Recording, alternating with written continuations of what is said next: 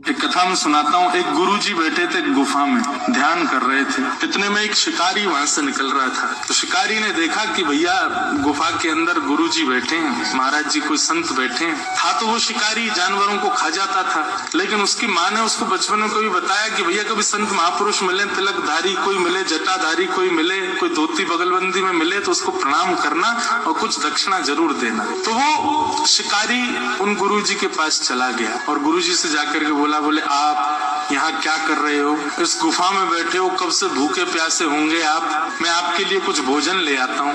बोले हाँ, कुछ बढ़िया सा कुछ सामग्री ले आओ। इतने में शिकारी ने क्या किया, एक 12 सिंगा हिरण पकड़ के ले आया और पकड़ करके लाया और गुरुजी के सामने खड़ा कर दिया। बोले गुरुजी लो इसको मार दो, आप पकाओ, भोग लगाओ, फिर हमको भी बांट देना। गुरुजी बोले अरे भले आदमी, तो हिरण पकड़ के लाया। लेकिन गुरुजी ने सोचा शिकारी है, शिकारी क्या समझे कि भाई भक्ष भक्ष नहीं खाना चाहिए। तो गुरुजी ने ऐसा विनोद में कह दिया, अरे हम ये साधारण हिरण नहीं खाते, हम तो ऊंचे और महंगा वाला और श्रेष्ठ गुण वाले हिरण का भोग लगाते हैं। बोले महाराज ये 12 सिंह आए, इससे भी श्रेष्ठ कोई हिरण होता है?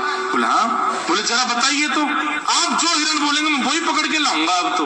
बोले अरे उस हिरण को पकड़ने के लिए तो पूरा संसार भाग रहा, कोई नहीं पकड़ पाया। बोले नहीं नहीं, मुझसे बड़ा शिकारी नहीं है जंगल में कोई, आप आज्ञा करिए, वो जैसा होगा जहां होगा पकड़ के लाऊंगा मैं उसको। आप बताइए तो सही, उस गुण के सींग कैसे, उसके पैर कैसे, उसका मुख कैसा, जरा बताइए उसके बारे में, उसका रंग कैसा। संत विनोद में ही बोलने लगे, बरहा पीडम नटवर वपु कर्णयो कर्णकारम विभ्रदवासः कनक कपिसं वैजयन्तीं च माला रन्ध्रान् वेणो अधर सुधया पूरयन् गोपवृन्दै वृन्दारण्यं स्वपदरमणं प्राविशद गीत कीर्ति। मोर मुकुट पहनता है।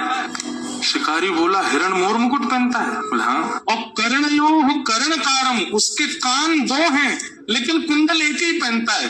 और कभी वो इस कान में पहन लेता है, कभी निकाल के इस कान में पहनता है। हमारे नाना जी इतना सुंदर वर्णन करते थे, बोले ठाकुर जी कुंडल कैसे पहनते हैं? तो जैसे ये पुष्प है ना, जैसे आप कभी ग्वारियाओं को देखोगे तो क्या करते हैं, इधर लगा लेते हैं ऐसे, इसको कर्ण फूल कहते हैं। यहाँ ऐसे धारण कर लेंगे, अगर लंबा हो पीछे से, तो ठाकुर जी क्या करते हैं, यहाँ पे पुष्प लगा लिया। अब लगाते लगाते चलेंगे, इतने में दूसरी तरफ चल रहा मधुमंगल बोले लाला महाकुंडल बढ़िया ना लग रहा, या बारे में लगा। सो ठाकुर जी इधर से पुष्प को उछालते हैं, उछाल करके इधर धारण कर लेते हैं। फिर यहाँ से श्री रामा कहेगा ना लाला माँ बढ़िया ना लग रहा, यही पहन, तो फिर उछालते हैं, फिर यहाँ पहन लेते हैं। और ठाकुर जी ऐसे हाथ से निकाल के नहीं पहनते, ऐसे उछालते हैं कि वो कान के ऊपर ही आके लगता है। तो कर्णयोः कर्णकारम, बोले कुंडल पहनता कानों में। शिकारी बोला कुंडल पहनने वाला हिरण है? बोले हाँ। मोर मुकुट पहनता है, कानों में कुंडल पहनता है, और विभ्रदवासः कनक कपिसम, पीली पीतांबरी पहनता है। शिकारी बोला भगवान मैं तो इतना बड़ा हो गया, मैंने ऐसा हिरण तो कहीं नहीं देखा। बोले और क्या करता है?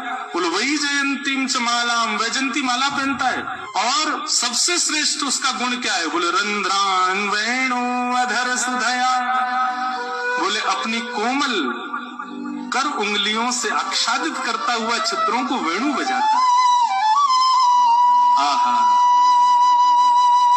शिकारी तो भाव विभोर हो गया, बोले भगवान ये हिरण वेणु भी बजाता है? बोले हाँ। रंध्रान वेणु वदर सुदया पूरयन् गोप वृंदै वृंदारण्यम स्वपदर्मणम प्राविशद गीत कीर्ति। एक मतवाली सी चाल चलता है, टेढ़ी चाल चलता है, एक पैर के आगे दूसरा पैर नहीं रखता, तिरछा चलता है, ऐसी बांकी अदा में रहता है। हम तो इस हिरण के उपासी हैं, ये मिलेगा तो इसका भोग लगाएंगे। शिकारी ने कहा गुरुजी मैं आपको वचन दे के जाता हूँ, जब तक ये हिरण मुझको नहीं मिल जाएगा मैं भी भूखा रहूंगा। अब तो इसी हिरण को पकड़ के लाऊंगा, पहले आप भोग लगाना, फिर उसी का प्रसाद मुझको दे देना। अब गुरुजी तो अपने ध्यान में चले गए, बोले ठीक है जाओ जाओ जाओ अपना शिकार करो। लेकिन वो शिकारी तो बड़ा सीरियस हो गया, वो तो निकल गया। महाराज एक एक गुण लिख लिया था, अब वो ढूंढ रहा है। अब देखो गुरु की आज्ञा मान करके और वो सब गुण दे करके शिकारी भली शिकार की भावना से जा रहा है, लेकिन चिंतन तो ठाकुर जी का कर रहा है ना। सामने हिरण आ जाते हैं तो सोचता नहीं नहीं ये नहीं है, मोर मुकुट वाला होगा, ऐसा होगा। एक दिन बीत गए, 2 दिन बीत गए, 3 दिन बीत गए, 4 दिन बीत गए। भूख के कारण प्राण निकलने लगे उस शिकारी के, लेकिन सोचने लगा मेरे गुरुजी भी तो भूखे बैठे हैं, जब वो भूख सहन कर रहे हैं तो मैं क्यों नहीं करूं, अब तो इसी हिरण को पकड़ के ले जाऊंगा।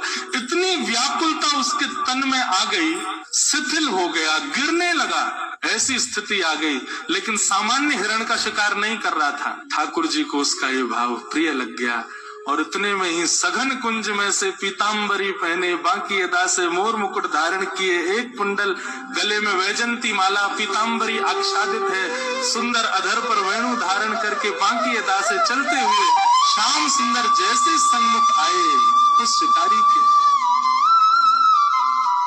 ठाकुर जी के रूप माधुरी को देख करके एक एक अंग को जब उसने देखा तो उसको याद आया गुरुजी ने जो बताया था, ये तो बिल्कुल वैसा ही है। मोर मुकुट पहने, गले में वैजंती माला है, वेणु बजा रहा है, तिरछी चाल चल रहा है, पीताम्बरी पहनी है, गले कान में एक कुंडल है। तुरंत अपना जाला उठाया जिससे हिरण को पकड़ता था।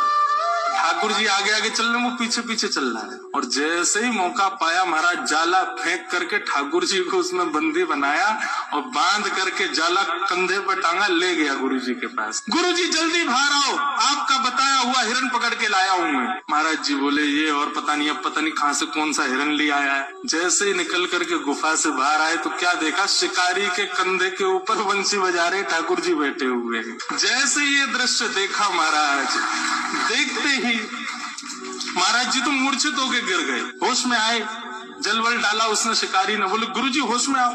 गुरुजी होश में आए, बोले भैया कहाँ, गुरुजी वो हिरण लेके आऊं, बताओ कहाँ लगाऊं चूल्हा वूल्हा, इसको पकाएं बढ़िया। गुरुजी बोले भले आदमी, इनको छोड़ जल्दी।